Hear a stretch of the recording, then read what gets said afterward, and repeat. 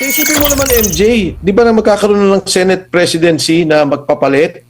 Tapos sabi nila doon sa isang senador, hindi ko na lang babanggitin, na huwag ka na mag-alala, huwag ka lang sumama dyan, hindi ka namin kakasuhan. Siyempre naman, no, naintindihan na ng mga ilang senador na yung kung anong sitwasyon ng kasama nila. At kahit man ako, naintindihan ko yung sitwasyon niya dahil buhay-buhay din na nakataya, sabi lang nila, hindi, walang problema. Hindi mo na kailangan sumama sa amin. Yun, Senate presidency pa lang. Paano pa tong impeachment? Na ayaw talaga nila umupo si BP Inday Sara, gagawin nila lahat para gipitin ang mga tao, makuha ang boto at matanggal sa pagiging kandidato bilang Pangulo si Inday Sara Duterte. Alam mo, MJ, ang hindi ko maintindihan, ang gusto ng administrasyon katahimikan.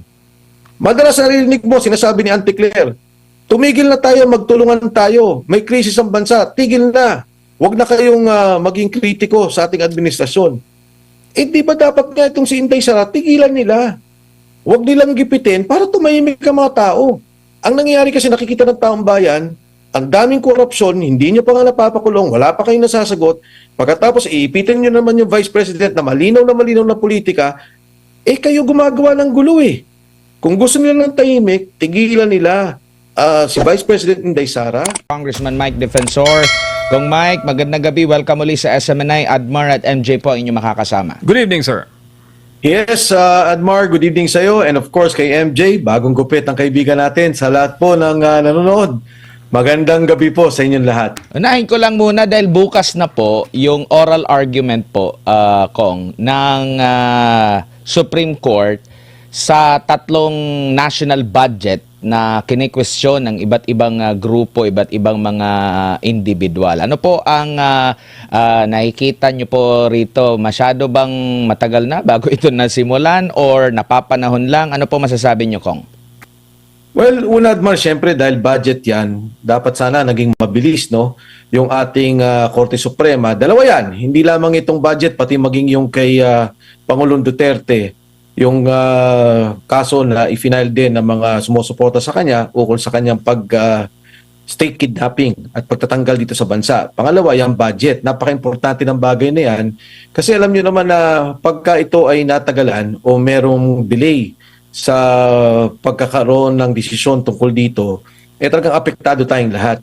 Ang particular na kaso na yan, yung unprogrammed allocation na nakita natin sa pagdaan ng panahon, maging doon sa flood control hearing, naging ito talaga yung ginamit na instrumento para magkaroon ng nakawan.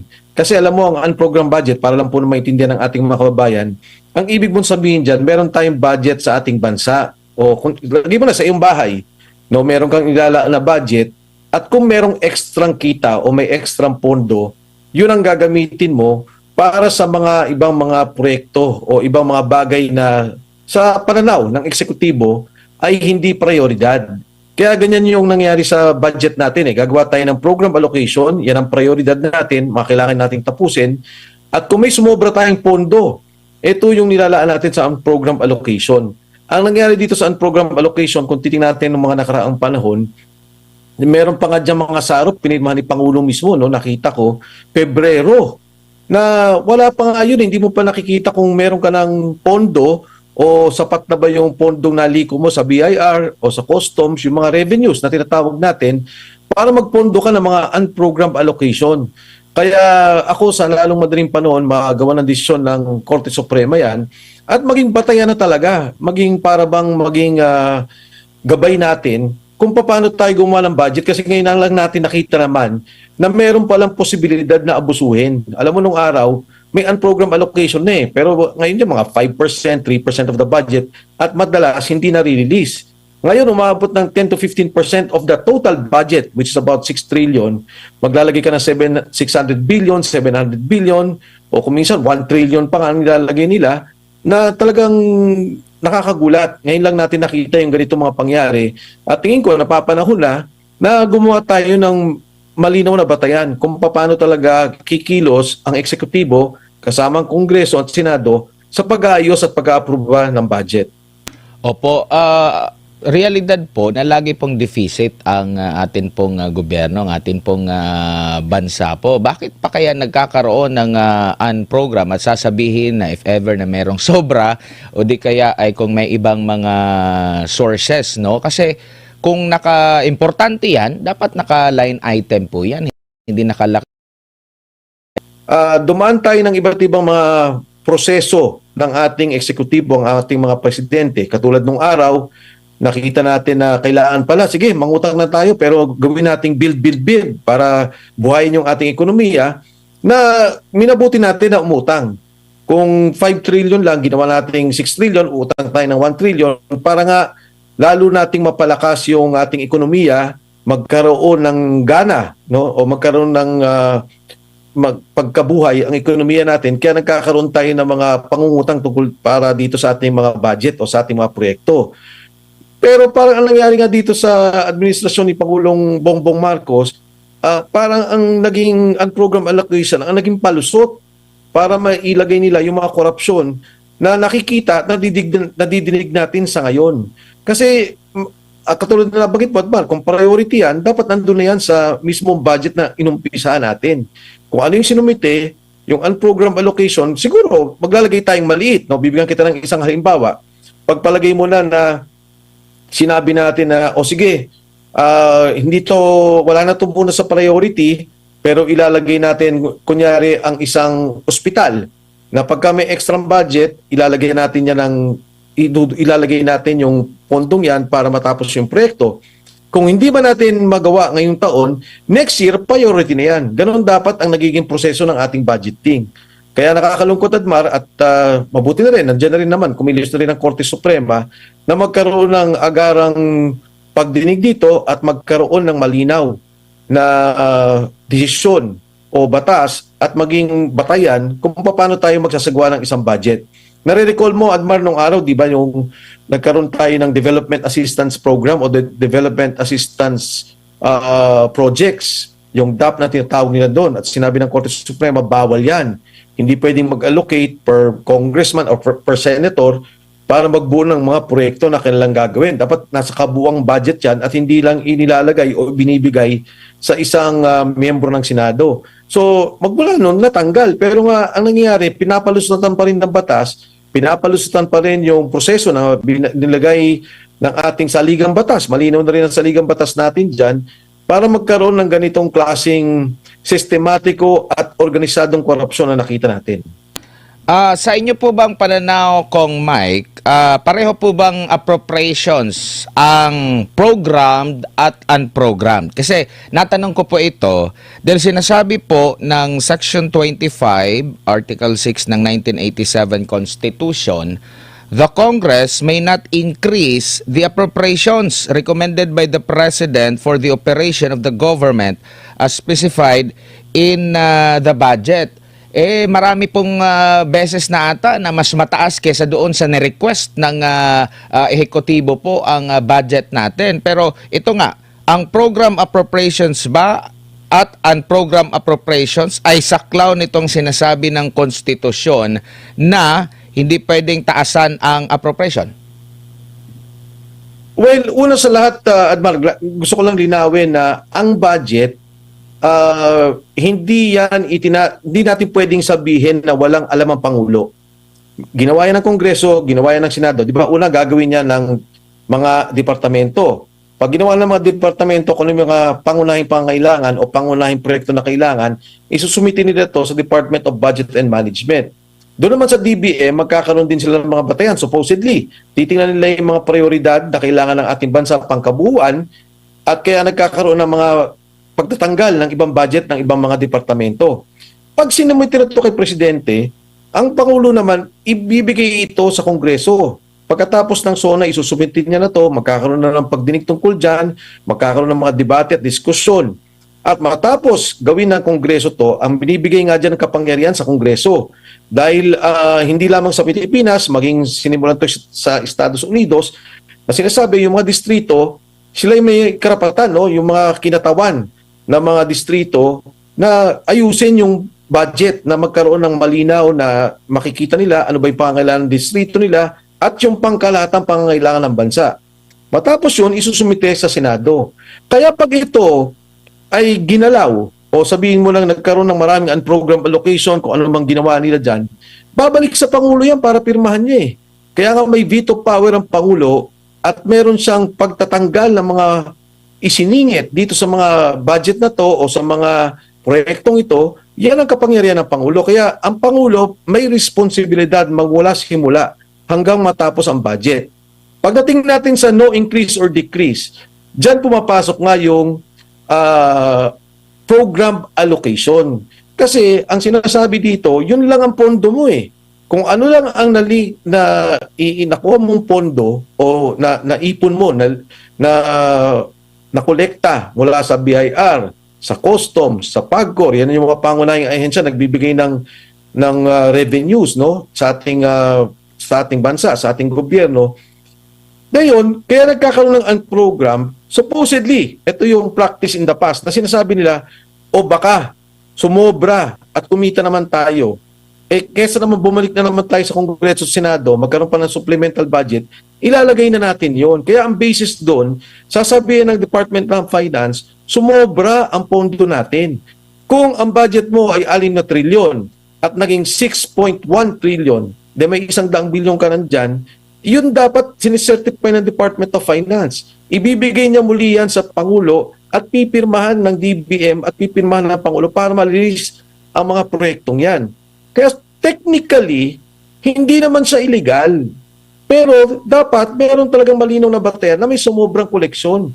Ang nangyari nga, katulad ng binanggit ni Congressman Sid Ungab, katulad ng sinasabi ni Egay Irice, katulad ng sinasabi ni Leandro Leviste, yung mismong hawak niyang mga dokumento, wala pa nga tayo dun sa end of the year na para makita mong sumobra koleksyon mo, naglalabas na lang ang program allocation. Yan sa aking palagay ang illegal. Yan sa aking pananaw ang hindi dapat.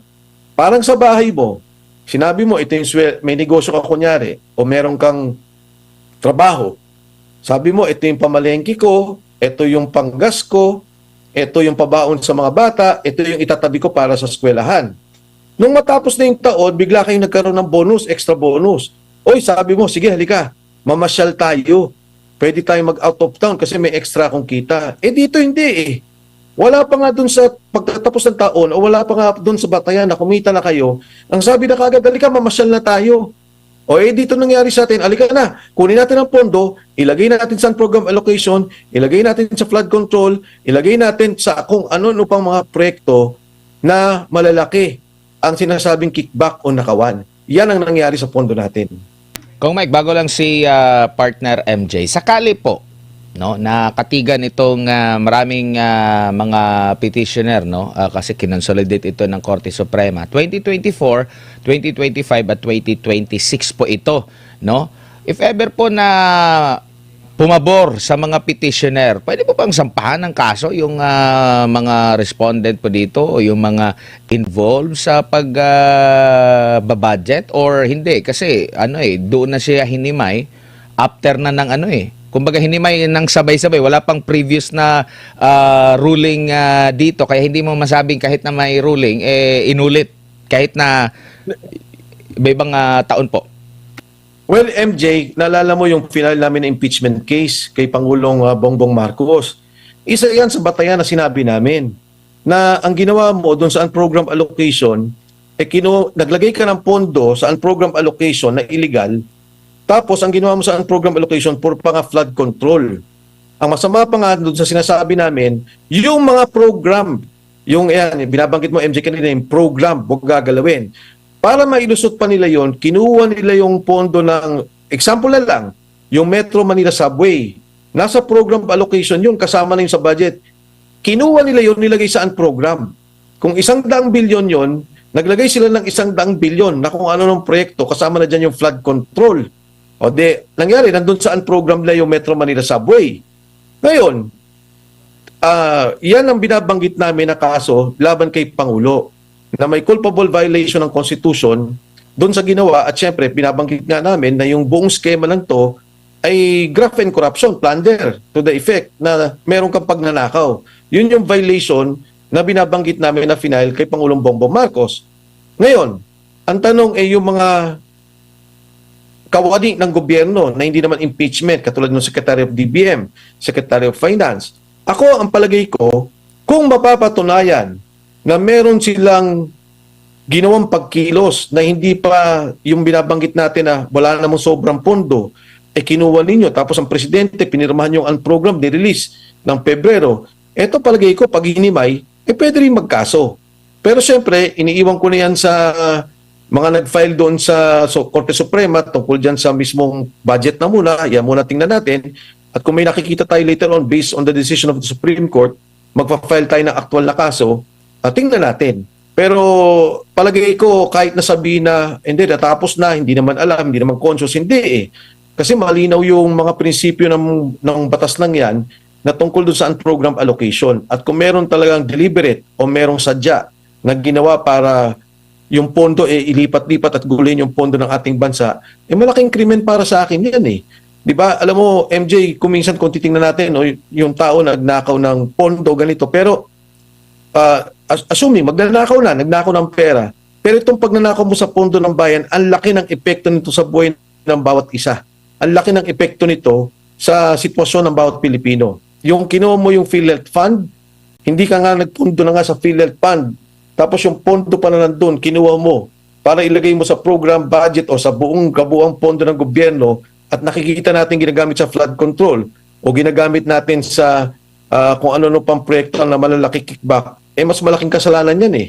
Hindi lamang namamatay ang mga tao doon sa pagbabaha na nakita natin, kung hindi ngayon na may krisis tayo, paano ngayon yung problema ng pagtaas ng presyo? May connection yan sa pondo nating nakaraan. Paano ngayon yung mga problema natin na gusto nating awatin ang pagtaas ng presyo ng langis?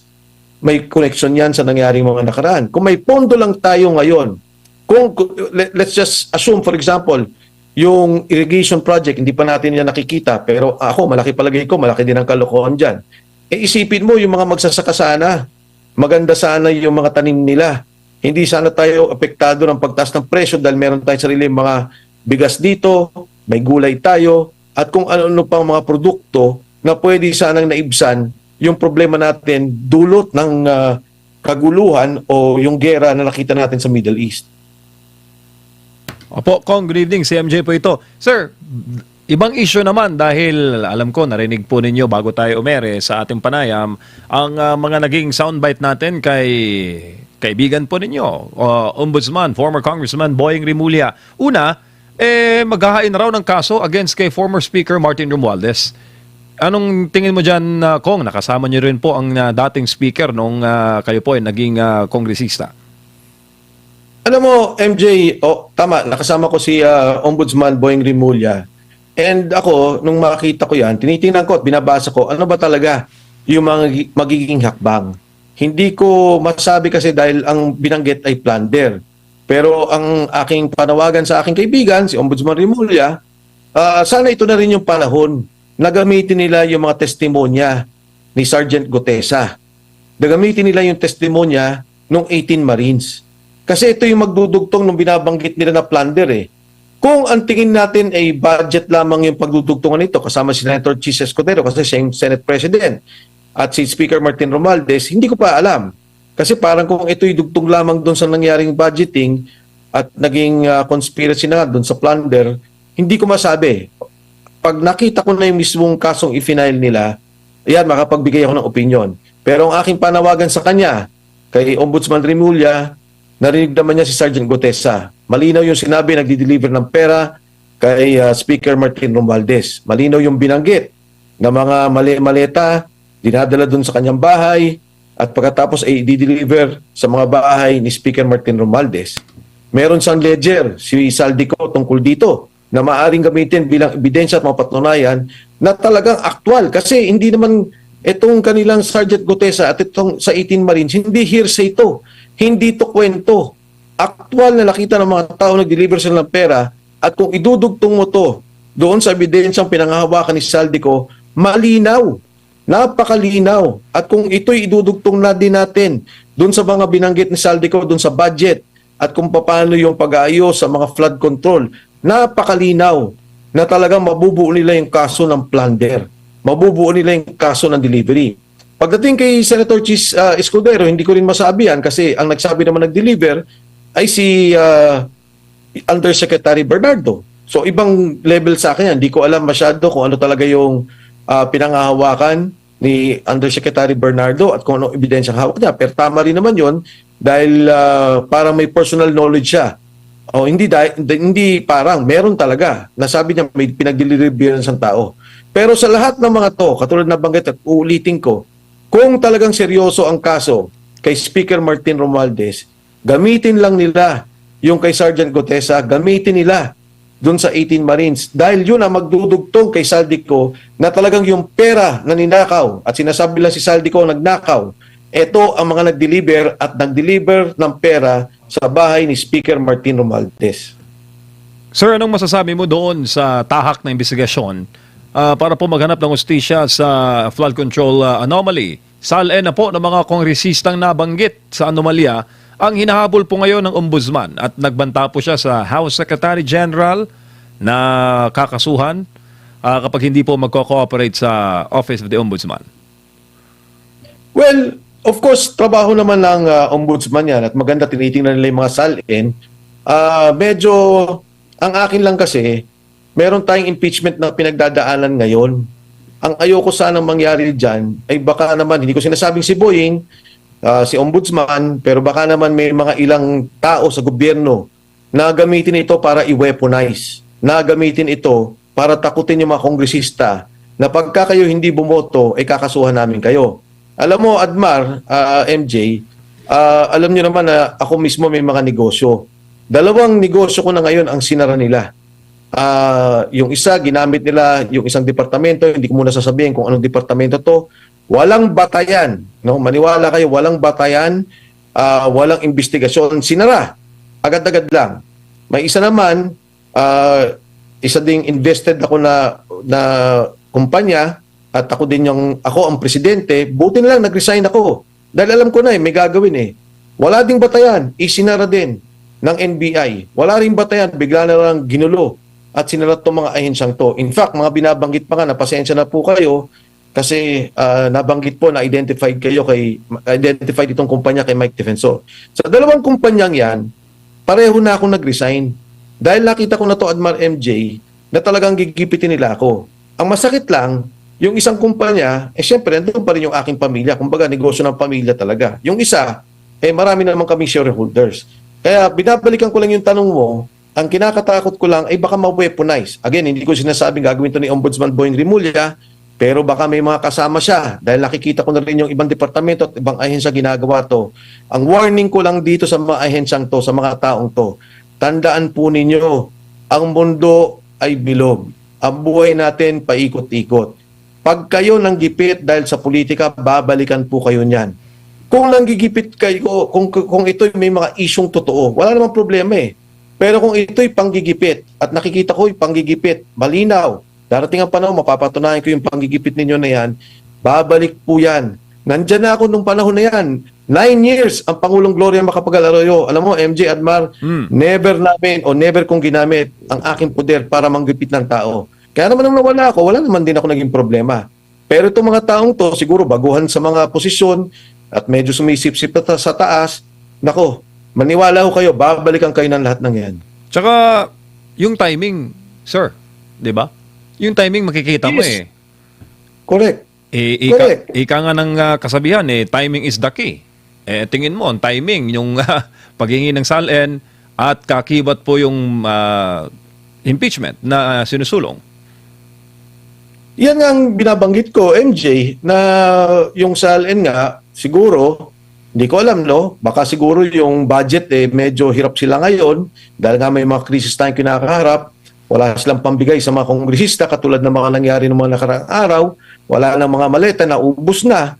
Baka ito na yung gamitin na takutan na. Ako naman sa ating mga membro ng Kongreso, tingnan po nila na mabuti yan. Katulad na binabanggit ko sa mga ahensya, no? Hindi ang ibig ko sabihin, hindi permanente ang sitwasyon natin.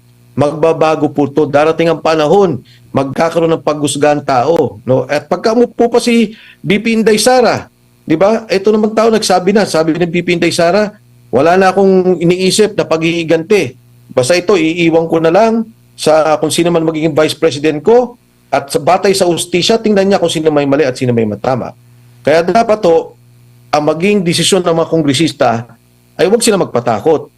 Ang dapat, ang desisyon ng kongresista, kung ano yung dapat at kung ano ikakabuti ng ating bansa.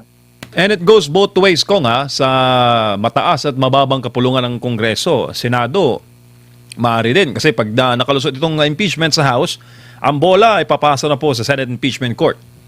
Parehas din, may banta rin. Kung titingnan po natin yung inyo pong teorya na binanggit ngayong gabi. Isipin mo naman, MJ, di ba na magkakaroon na ng Senate presidency na magpapalit? Tapos sabi nila doon sa isang senador, hindi ko na lang babanggitin, na huwag ka na mag-alala, huwag ka lang sumama dyan, hindi ka namin kakasuhan. Siyempre naman, no, naintindihan ng mga ilang senador na yung kung anong sitwasyon ng kasama nila. At kahit man ako, naintindihan ko yung sitwasyon niya dahil buhay-buhay din na nakataya, sabi lang nila, hindi, walang problema. Hindi mo na kailangan sumama sa amin. Yun, Senate presidency pa lang. Paano pa tong impeachment? Na ayaw talaga nila umupo si BP Inday Sara, gagawin nila lahat para gipitin ng mga tao, makuha ang boto at matanggal sa pagiging kandidato bilang Pangulo si Inday Sara Duterte. Alam mo, MJ, ang hindi ko maintindihan, ang gusto ng administrasyon katahimikan.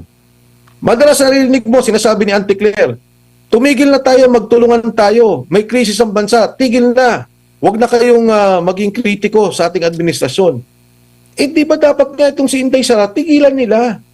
Huwag nilang gipitin para tumahimik ang mga tao. Ang nangyayari kasi nakikita ng taong bayan, ang daming korupsyon, hindi nyo pa nga napapakulong, wala pa kayong nasasagot. Pagkatapos iipitin nyo naman yung Vice President na malinaw na politika, eh kayo gumagawa ng gulo eh. Kung gusto nila ng tahimik, tigilan nila si Vice President Inday Sara.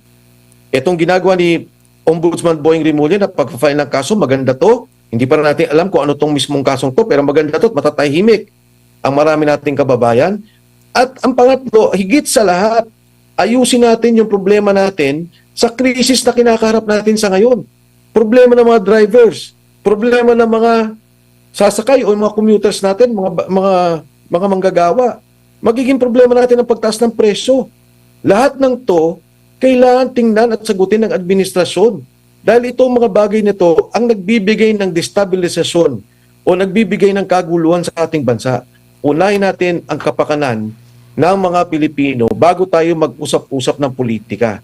Pero kung yan, pagawin yung politika at kung itatago ninyo yung mga nagnakaw, eh magkakagulo talaga ang bansa. Opo, Kong, kaya raw kasing pagsabayin ang impeachment at itong mga pagdinig hinggil po sa krisis na ating kinahaharap sa kaugnay po sa gera sa Middle East. Nung panahon po ng COVID, maalala ko lang, pinagsabay din po ninyo ang investigasyon sa mahalagang issue, kuryente, tubig, PhilHealth. COVID yun baka daw kasi maaari kayong masumbatan ko na nung panahon nyo bilang congressman, may COVID, nag-iimbestiga kayo, eto may krisis, ba't ni daw kayang pagsabayin yung impeachment? Ano bang pinagkaiba nun, Kong? Mali yun, napakalayo. Kasi yung nangyari sa COVID, umpisa pa lamang, umaksyon kagad kami. Eh yung COVID, 2 taon. So siyempre, nung ginawa na namin yung mga batas para doon sa COVID, di ba, nagkaroon tayo ng diskusyon sa PhilHealth. Kasi di ba, ang problema, ang gusto namin i-suspend yung contribution ng mga OFWs dahil nga COVID. Kawawa naman yung maraming OFWs natin. Tapos pinag-uusapan doon yung mga pagbayad sa ospital. Ano ba dapat yung maging parameters ng PhilHealth sa pagbayad? Ano ba yung medium cost, high cost, minimum cost para sa mga related din sa COVID yun. Tapos nagkaroon na ng iba pa mga investigasyon sa kuryente. Bakit sa kuryente? Kasi noong mga panahon na yon, marami nagtaasan ng presyo ng kuryente, tapos marami nagrereklamo na sobrang tumaas naman ng presyo. Kaya tinaak din namin yung investigasyon, pero all related to the crisis. Wala tayong diniscuss noon na puro na lang bang hiwalay dun sa krisis na pinagdadaanan natin. Ang isang nare-recall ko was ABS-CBN. And we were forced to do that because the ABS-CBN issue, patapos na yung kanyang issue that time dahil, di ba, nagkaroon na lang siya ng provisional authority, naging expired. Nag-expire na yung kanyang prangkisa. Kaya napuwersa yung Kongreso that time. Pero lahat, bago pa na inumpisahan, yung ABS-CBN, nagkaroon lang debate tungkol doon sa emergency power sa COVID. Nagkaroon tayo ng mga pag-uusap sa OFW repatriation, pag-uwi ng mga kababayan natin. Nagkaroon tayo ng diskusyon sa kuryente, paano pagtaas ng kuryente, paano bibigyan maibsan yung pagbayad na. Nagkaroon ng debate sa tubig, if I can recall. Pero lahat related na sa COVID. So, ang pinupunto ko rito, can you imagine yung resources ng gobyerno, lahat ng galing ng mga kongresista natin, dati, kung nare-recall mo, MJ, parang 20 lang kami nasa floor, lahat nasa Zoom. Yun lang yung act na nagdedebate. Dito sa kanila, di ba, nandito, nag-uusap sila dito sa impeachment na wala namang relasyon dito sa pagtaas ng presyo ng langis, walang relasyon sa pagiging pagtaas ng presyo ng mga pangunahing pangangailangan ng mga pamilyang Pilipino, hindi lang dinidiscuss yun. Ang nakikita ko yung Senado, nakikita ko Senator Marcoleta, tinitingnan niya yung presyo ng langis. Pero yun ang binabanggit natin, lahat kami nakatutok sa mga bagay na pangangailangan ng bansa, sa mga bagay na apektado ang sitwasyon, ang kalagayan ng bawat pamilyang Pilipino. Isang issue lang doon na lumusot dahil nga na puwersa na rin kami under a provisional authority na ibinigay kasi expired na. So sila na rin ang umiling na pagdebatehan na. Pero 2 taon yun na, MJ. Hindi, lahat ng mga bagay na yan, nakafocus ang Kongreso at that time. Opo, tsaka maalala ko lang, kasama pa kayo ni Kong Boying noon, Ombudsman Boying, sa mga pagtalakay noon na Kong Mike, nung mga panahon na yon. Pero sir, politically speaking, you've been there sa cabinet, naging bahagi din po kayo ng Kongreso. Pag usaping politika, ito ba yung makakatulong pag sinabay ang impeachment, pinilit na isabay, at itong pagresolba natin, paghahanap ng accountability o solusyon o mga inisyatibo mula po sa mga key government agencies, hinggil po sa katakot-takot na lingguhang pagtaas ng presyo ng langis. Bukas, sir, malakihan na naman po ang increase. Ako kasi, MJ, ang nakikita ko sa ngayon, kita mo nagkakaroon sila ng pag-uusap sa impeachment. Nagbabayad sila ng trolls para manggiba doon sa mga lumalaban sa kanila. Nag-iisip sila, nag-aaral sila doon sa mga impeachment cases. Pinag-uusapan nila yan.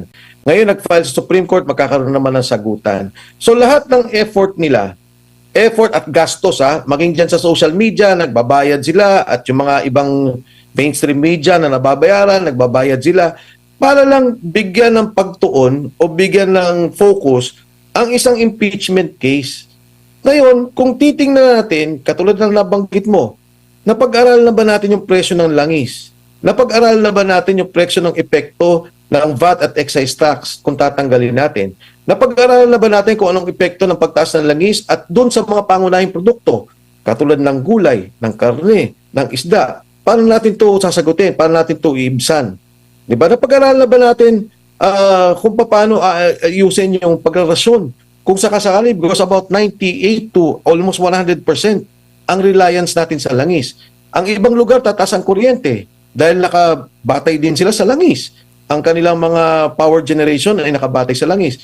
So, sayang, imbis na nakafocus na lang sana tayo dyan, nagkakaroon tayo ng kaguluhan dito na nagpo-polarize pa.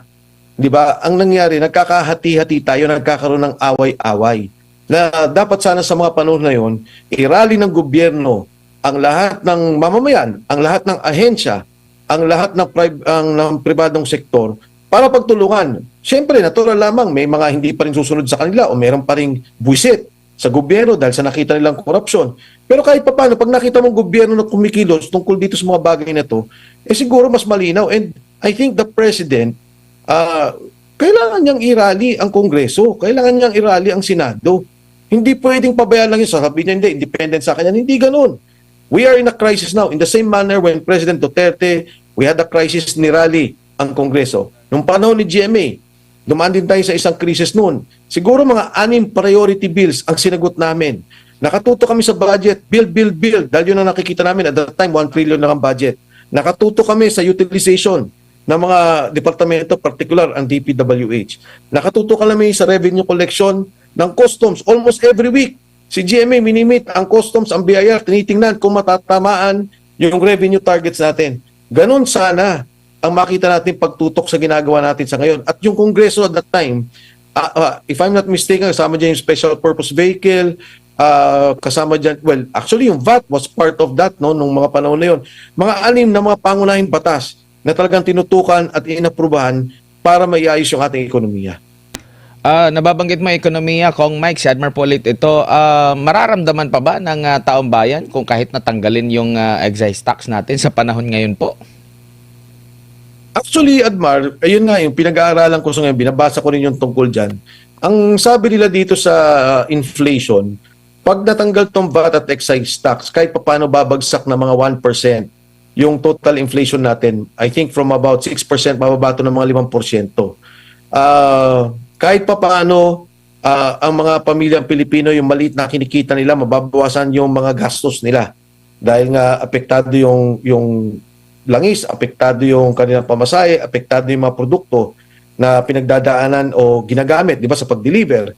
So, may mga ganitong mga pag-aaral tungkol dito. Tingin ko, katulad ng akin nabanggit, kailangan talaga natin tingnan. Pero ang pananaw ko dyan, yung VAT at excise tax, immediately pwedeng tanggalin yan. Bayaan mo na ang gobyerno mag-suffer, magkano yan, 300 billion? Eh yung flood control nga na ginawa nila dyan na pagnanakaw, trillion-trillion. Ito, 300 billion lang naman ang mawawala sa atin. Eh bayaan na muna natin, sakripisyo muna ang gobyerno para naman yung tao o yung mga kababayan natin, medyo maibsan o mabawasan yung kanilang paghihirap na nadadanasan ngayon. No? Ngayon pa lang, paano pa pagdating ng panahon? Opo. Kung Mike, malipat lang ako, no? Kasi 'di ba nagkaroon daw ng magandang usapan ang Pilipinas at kinatawan ng Iran at pwede na raw makadaan ang mga barko. Hindi ko alam kung may barko ba tayo na dumadaan diyan sa Strait of Hormuz ba. Pero meron din akong nabasa na isang post din ata ng isang seaman na wala naman daw bumabiyahe mula doon papunta rito. Mas maganda raw, ang suggestion niya, mas maganda mag-charter na lang daw ng barko kung okay na talaga yung may go signal na talaga with Iran, mag-charter na lang ng barko papunta doon mula dito sa Pilipinas. Ano pong basa niyo po rito? Alam mo, Admar, yung ganyang na pag-charter o yung pagbabarko, ang malaking component dyan yung insurance eh. Diba? Dahil nga, pagka lahat naman ng barko, pag bumiyayan, may insurance yan. Ngayon, pagka hindi yan binigyan ng insurance, tataas pa rin ang presyo niyan. Kasi sasabihin ng may-ari ng barko, bayaran nyo to. Pagka ito'y may nangyari. Sa insurance naman, pag pinayagan niya, syempre mas mataas din sa normal dahil nga sa kaguluhan dun sa nangyayari. Tama naman yun. Pwede naman yun mag-charter kung gugustuhin nila. Pero ako kasi, para sa akin, no, parating, kunyari, itong sinabi na Strait of Hormuz, tingnan muna natin, kasi nga, katulad na nabanggit mo, Admar, meron na ba tayong shipment coming from that area o passing to the Strait of Hormuz to the Philippines? Hanggat di natin nakikita yan, sana wala munang media. Kasi parang nangyari, tingnan nyo, pinayagan tayo dahil kami, ginawa namin to. Paano kung wala kang barkong dumaan at kung walang barkong bumabiyahe?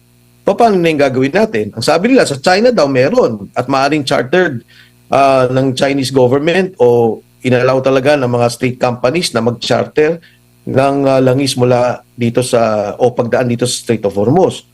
Ito, Admar, ano yan again, sayang nga, katulad ng sinasabi natin, imbis tong Kongreso, itong gobyerno, kung ano-anong pinag-aaksayan ng panahon, sana pag-aralan itong mga bagay na to. Kasi may pinag-uusapan ka dyan na shipping. At ang shipping, ibang klaseng shipping yan.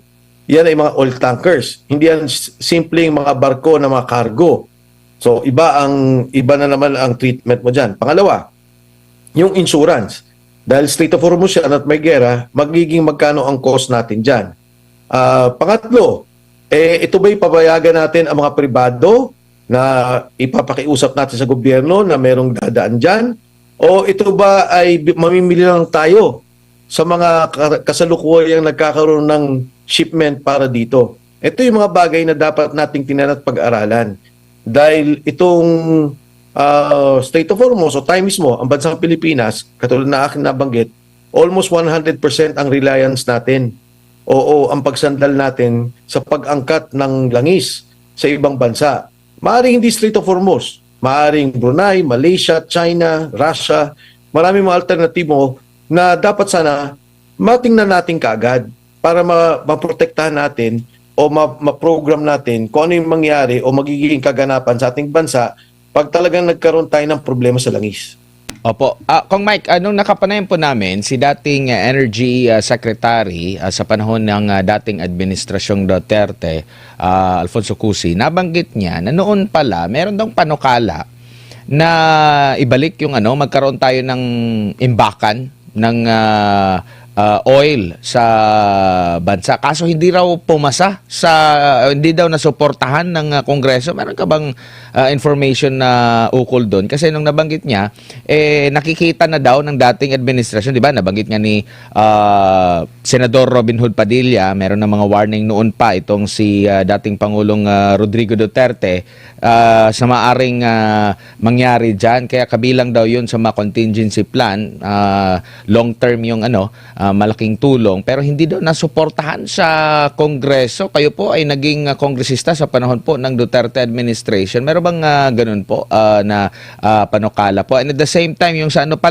yung sa nuclear din, na 'di ba, na ipag-utos din yun ni dating Pangulong Rodrigo Duterte, South Korea pa ngayon na magkaroon ng pag-aaral. Kaso ang problema natin, wala tayo pa palang ahensya ng gobyerno, opisina na mangangasiwa doon, na kabilang daw yun sa mga requirements talaga po, Kong. Yes, well, Admar, alam mo, hindi ko sigurado yung binabanggit ni Secretary Alcusi doon sa panukalang yon. Pero syempre yan, if you recall, isang business decision yan eh. Ang sabi ng mga oil refineries noon, katulad na, di ba, yung dati, meron tayo ditong Petron, merong, if I'm not mistaken, meron ata tayong Caltex and Shell na maliit. Pero I'm very sure Petron, no? Isa yan sa marami tayong, meron siyang mga refineries dito.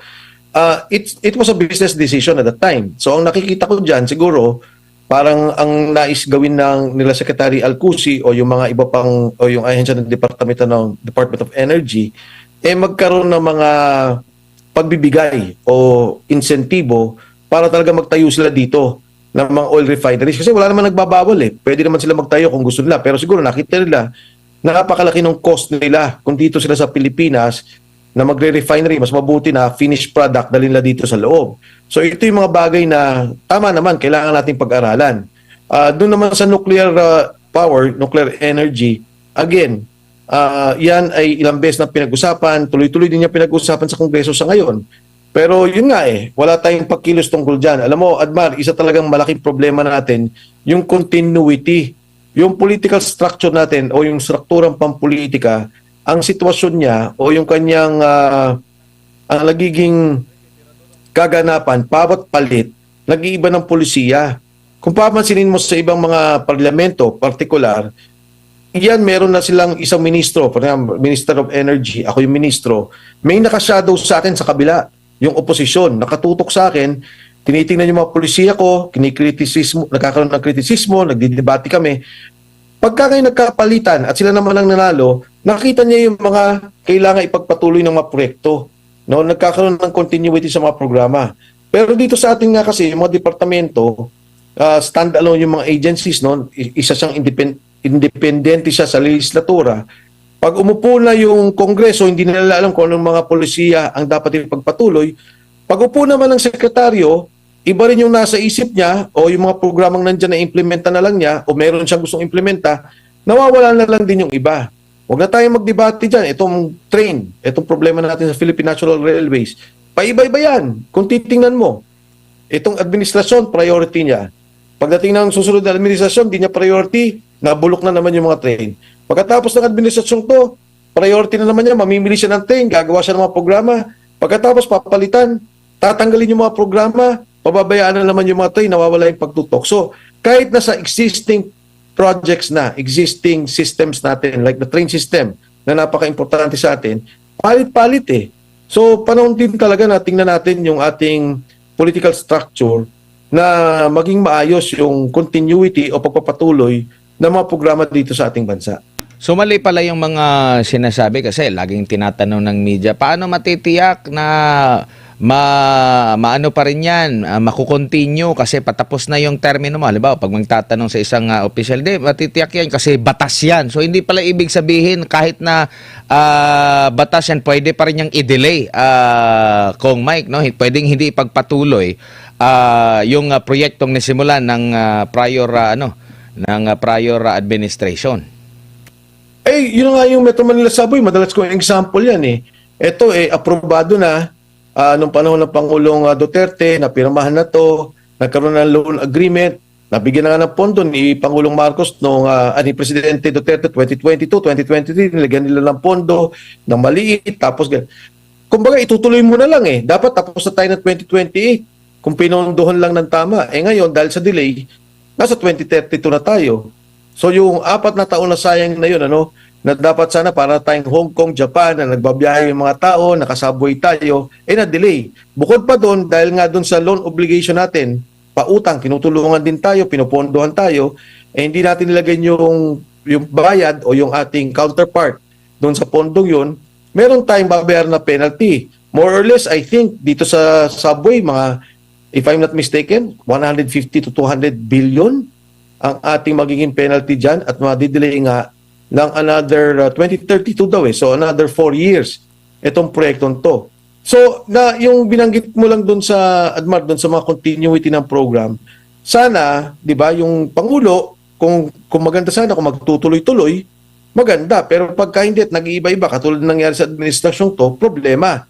Kaya dapat maging ang Kongreso, maging ang eksekutibo in sync, nag-iisa doon sa kanilang ginagawa. Kasi katulad ng binanggit mo, yung mga proyektong binanggit ko, hindi naman siya batas eh. 'Di ba? Ito'y budget. Pero may loan agreement. Pero hindi pa nila tinuloy o binigyan pa nila ng problema sa prioritization kaya hindi natin natapos. So in short, Kong Mike, napangatawanan ng kasalukuyang administrasyon na meron tayong bagong Pilipinas. Kasi nabago na eh. Oo. Alam mo, sabi nga nung nakita ko yung sabi ng Pangulo, sabi niya, yung legacy niya, sabi niya na sana ay hindi masira. Iniisip ko talaga, ano yung legacy na pinag-uusapan? Ngayon, ewan ko, kung yung bank corruption na sinasabi na siya nagsimula ng investigasyon, babalik sa kanya yun eh. Di ba? Babalik sa kanya yung problema ng korupsyon. Ang nakita ko lang talaga na, well, in fairness si Secretary Conrad Estrella, yung ginawa niya doon sa DAR, na isa sa mga unang mga achievement yun, mga sinauna pa, nung unang The impeachment, if I'm not mistaken, we're only on deliberating the impeachment, no? So wala pa tayo dun sa proper impeachment trial. Oo. So without the proper impeachment trial, there's no reason to disclose the bank account. So hindi pa siya, wala pang impeachment court na na-form. So yeah, as you mentioned, that's a fishing expedition. So doon pa sir, lang eh. naririnig mo ito, you're from the private sector, ha? Can you tell us about bank secrecy? Can you readily pierce the veil Yeah. of a private depositor? Sige. Just to give you a background, bakit kailangan natin bank secrecy law, yung rationale behind the law is the state or the government wants to ask the people to trust the banking system.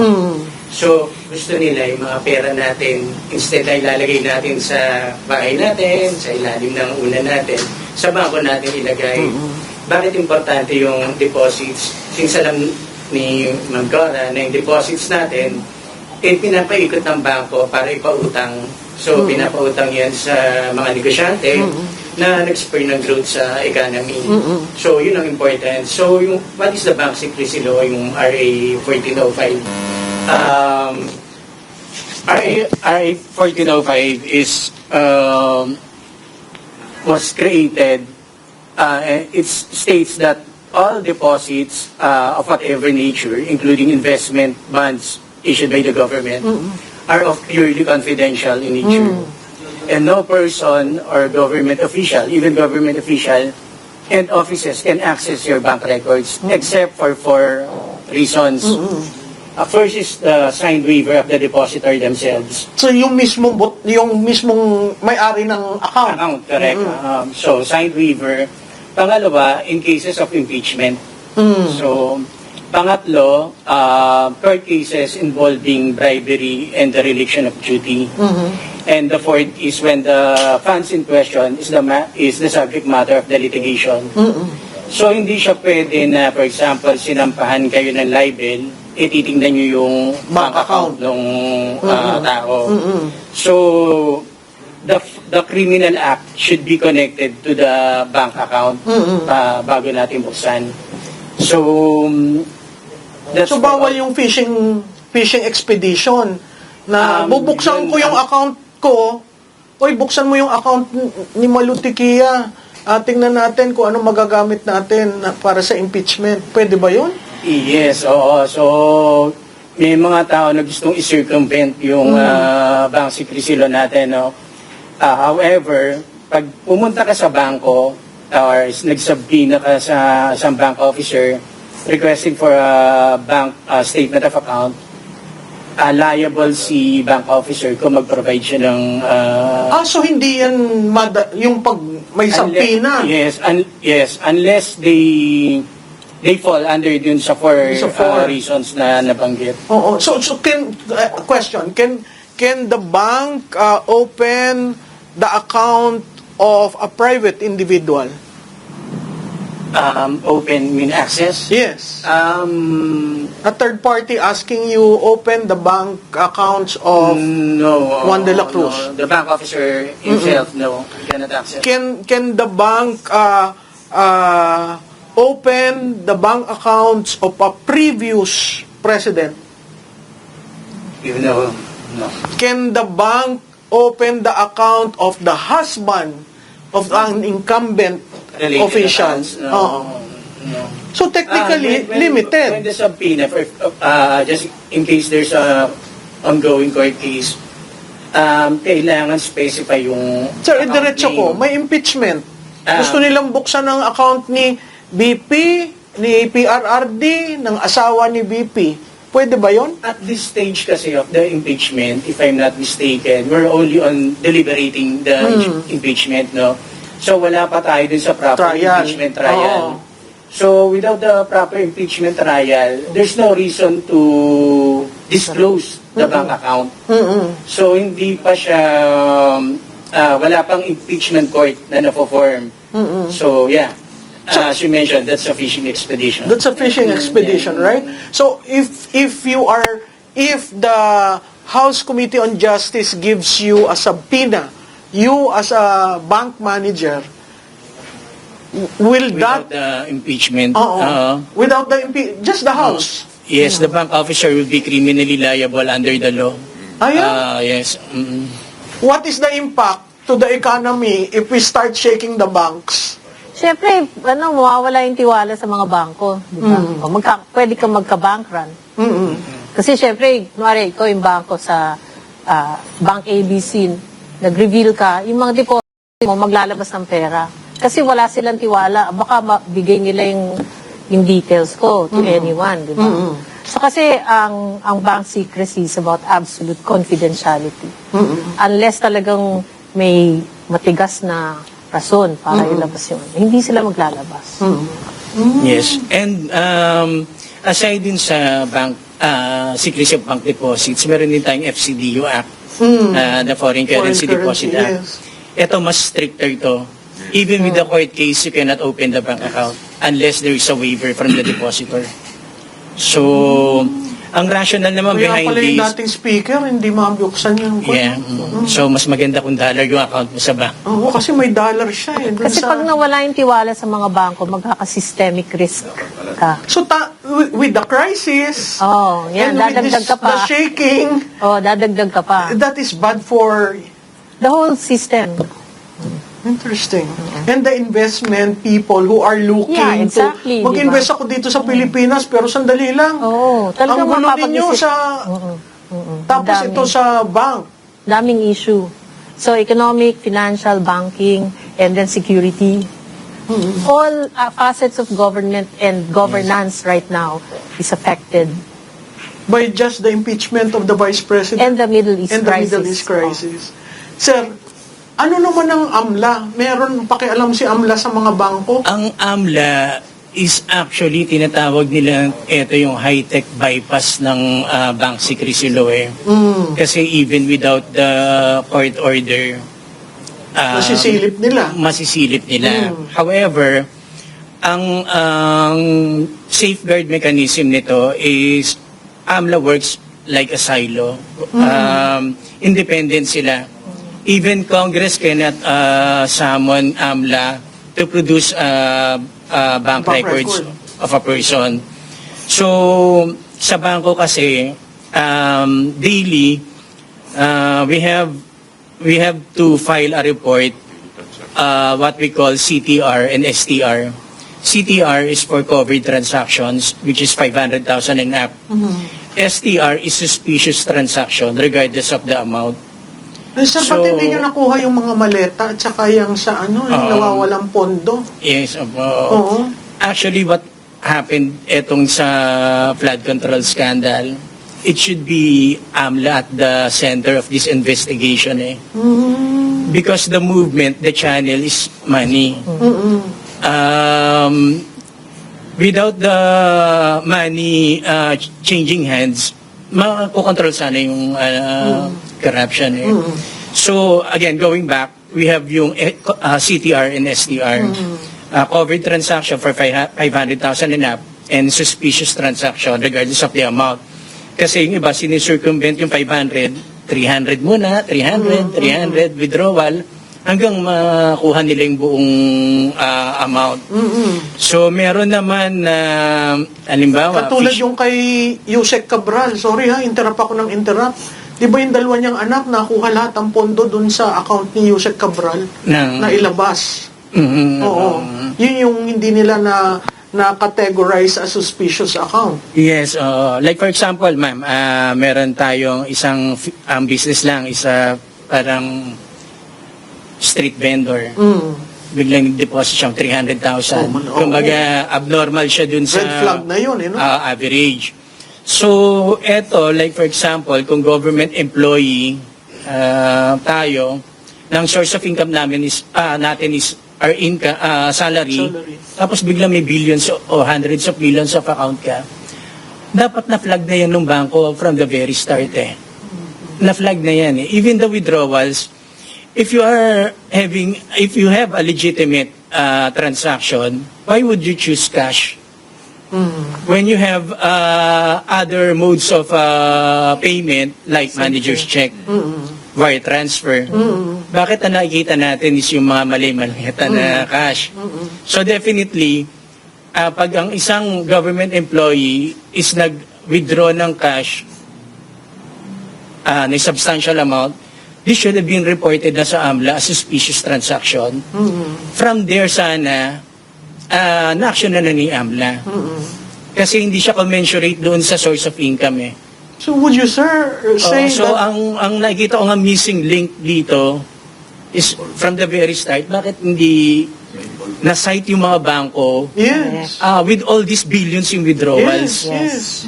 So bakit even the existing investigation, bakit parang wala hindi napapag-usapan yung paano nakakapag-withdraw sila na hindi naman commensurate sa income nila? Saka paano nagkakaroon sila ng account na... Ngayon, AMLA, parang working as an independent organization, should have looked into the transactions. Bakit ito? They have that power, right? They can have the power. on their own. Yeah. And then they recommend. I'm not sure of the law, but I think they have to go through the courts of appeal to get the bank records. Oo. Kahit Pero AMLA. even Congress cannot ask or request AMLA, o AMLA mo ang may plunder dito, pa-investigahan yata. Hindi pwedeng yan. Dapat it should emanate from AMLA itself. And AMLA is supposed to be apolitical, right? Yes. Political. Should be a political. Should not be used for political motives. Oo, kasi nagamit yan I've heard kay from the Corona. news that a congressman is calling AMLA to Yes. investigate, So, hindi pwede. Hindi pwedeng i-dictate ng Congress ang AMLA. Should be the proper channels. Actually, Malu, meron pang ang isang transaction na dapat tignan nila kasi, di ba, nagpapalit ng dalawang maleta ba yun? Na dollar. Oo, into dollars. Into dollars. So, yeah. yung nagpalit ng into dollars na yun, mukhang hindi bangko eh. Mukhang money market. money market, oo. So, dapat tinitignan na rin ng AMLA yun or ng BSP. Sir, narinig nyo ito? Ito ba parte ng intelligence network na kailangan na flag, 'di ba? Kasi pag nakita mong movement of large amounts of money, isn't that intelligence work? Yeah, kung talagang serious yung ating mga namamalakad no, sa gobyerno, including yung mga intelligence units, ay makikita talaga yan. So, dahil nga sa paliwanag kanina, no, lumalabas na yung AMLA itself, no, mukhang may connivance dun sa ano. I'm not saying talagang ano. Baka. Oo, baka lang. Ano? Ang duda ko, hawak din nila yung ano. Yung, kasi ngayon, they are weaponizing all agencies, no? The police, the military, and many others, no? So, hindi malayo na maaring sunod-sunuran na lang yung taga-AMLA. And yung land bank itself, in cahoots na rin dun Which sa is ano. the major depository account of kasi the ano Public yan Works Fund. I can even recall na kasi nung I was a battalion commander sa Mindanao, no, yung tinatawag na voluntary offer to sell, no, na yung sa CARP, may lumapit sa akin na ano, ano siya, Yan, sir, lupa. Yung Lupa ito, oo. ba't ko na ano, kasi ba't ko biglang na-recall to, lumapit sa akin yung isang, sir, hanap kayo ng lupa. Bakit? Yung malalaki, mga 100 hectares, 200. Ilapit natin sa ano, sa mga nag-aasikaso nito. Ba't ano yan? Sinakyan ko lang, no? Yung pala ang racket nila, halimbawa 100 hectares, they will operate yun through BOS, voluntary offer to sell, yung ano, para babayaran ng gobyerno. In cahoots sila sa DENR, in cahoots sila sa land bank. So, yung DENR para ano, pipicturean nila yung ano, kunyari may ano lahat, may tanim lahat. Pero actually, 2 hektarya lang yung may tanong out of the 100. Ibabalwate ngayon yan. No, Tapos mas yung mataas. land bank, Yeah. ibabalwate nila in cahoots sa DENR. Pagdating doon, sige, ito ang value niya. Per hectare is 120. Imbis na 70,000 lang. So yun, lalabas ng pera. In cahoot sila sa ano. So, maaring ganun din na nangyayari dito. Kaya tahimik. Lumabas lang nung sumabog. Kasi maganda yung point ni Marvin, yung issue ng malalaking amount ng pera na lumalabas, pero wala nga naman tayong nakitang bangko o na-trace o report ng AMLA, no? I'll cite 2 instances, Colonel Prof. One was nung nasa active service pa ako. Alam ni, ano yun ni Sir Marvin, yung Hawala system. Hawala? Yeah, it's an informal money remittance. So, nung nandun ako when I was still assigned with the airport security, I was the chief of operations ng Airport Security Center sa NAIA.